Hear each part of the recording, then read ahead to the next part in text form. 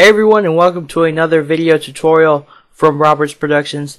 Today we're going to be showing you how to create a dreamy glow effect like this one in Photoshop. We're going to be creating all these, dreamy glow effects for either, all those weddings, quinceañeras, sweet 16s, and much more. Maybe just you in the front of your house sitting there. Turn it into a dreamy glow effect. Kind of have to go fast here because this is quite a long tutorial, but YouTube doesn't let me upload more than 10 minutes of video, so I gotta just do this as quickly and as like understandable as possible. So to start off with, we're gonna press Control J and we're gonna duplicate this background. So just hit Control J. And that duplicates our background into a new layer. Now we have layer 1. We're going to go over here to the background layer. We're going to select Filter, Blur, Gaussian Blur. And I'm going to set the radius to about 7.3 pixels, and that looks pretty good. Click OK. Now what we're going to do is I'm going to click over here to layer 1. And I'm going to hold down Alt-Shift. Actually, before I do that, I'm going to hit Control-T to open up our transforming settings, and I'm going to hold down Alt and Shift, and I'm just going to bring this down towards the middle. And what Alt and Shift does is it brings the image and it resizes it down towards the center axis while keeping the same aspect ratio. Okay, our next step that we're going to do is we're going to open up our hue and saturation for this layer 1. So we're going to go to Image, Adjustments, Hue and Saturation, and I'm going to set the saturation to about -40, and that looks pretty good, so click OK.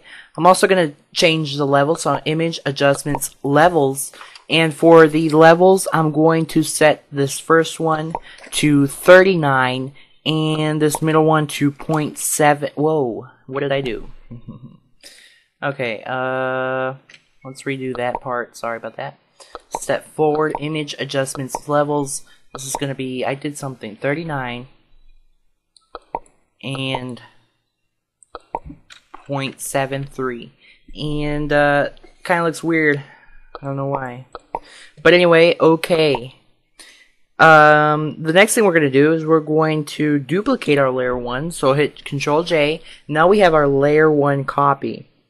So make sure your layer 1 copy is selected, and we're going to go to Filter, Blur, Lens Blur, and keep all these settings at the default and click OK. Once that's done, we're going to go over here and add a layer mask to layer 1 copy. So just go down here and hit this button, Add Layer Mask. We're going to hit D to reset the background and foreground color, and I'm going to hit X so that we have black as our foreground and white as our background. I'm going to choose a soft brush at about 450 pixels, 450, and if you don't see your brushes here, I'm just going to click this arrow, Basic Brushes, click OK, and I'm going to just, 450 soft brush. And that's pretty good.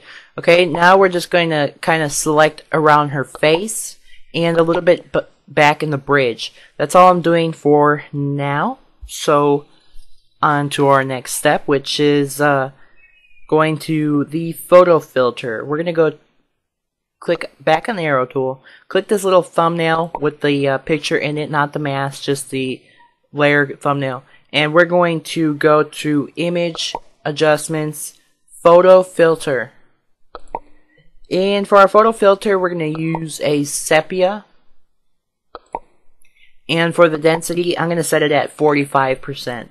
And that looks okay. Click OK. And our next thing, we're going to go to Image, Adjustments, Brightness and Contrast.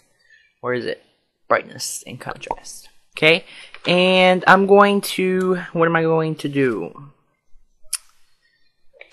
Set the brightness to -12. Whoops, 0.12. -12. And the contrast at 7. Okay. Now, you're gonna be able to. I'm gonna use this brush. I'm gonna go over here to the brush tool. I'm gonna create a new layer down here, and for our brush tool, we're gonna download. You're gonna download a brush from the link to the right of this video in the description. There will be a link to download this brush.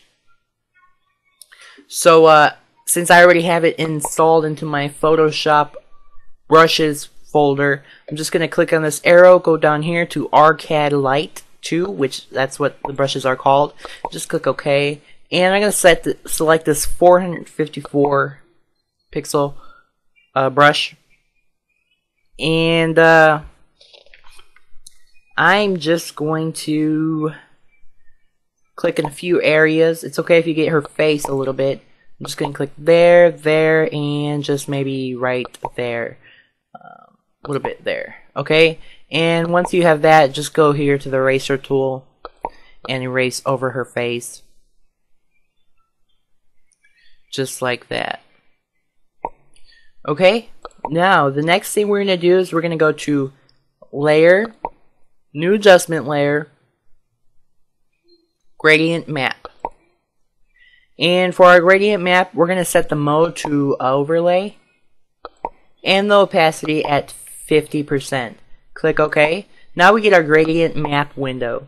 I'm just going to click here, and when you open it at first, you'll probably get the default color samples, which is not really sure which one it is, but when you have the default color here, just click this arrow and select Color Harmonies 2. You should have it if you're in Photoshop CS3. And we're going to select this color gradient like that. Okay? And just click OK. The next thing that we're going to do is we're going to set the opacity of this brush layer to, so now we're at the gradient map layer. We're just going to click back on this brush layer. We're going to set the opacity to about 70%. And actually, I like to, yeah, just 70%. 71 is close enough. And I like to bring down the opacity of this gradient map just a little bit so it's not too colorful. Okay, just like that. Once you've done that, now we're going to go back to our layer 1. And we're going to set a drop shadow, so just double click to open up our layer style and click on drop shadow. For our distance, we're going to set it at 2 and spread 0 and size at 6. And that looks pretty good, so click OK. And for our last few settings, I'm just going to hit Control-Shift-E, and what that did was it merged all of our layers together. This was before and after, so now all of our layers are merged into one layer. Okay, now we're gonna open up our levels, so go Image, Adjustments, Levels, and for our levels, I'm just gonna set this first one to 21. That looks pretty good. Click OK, and that's all you can do. You can add a little text real fast. Let me just add something the moment.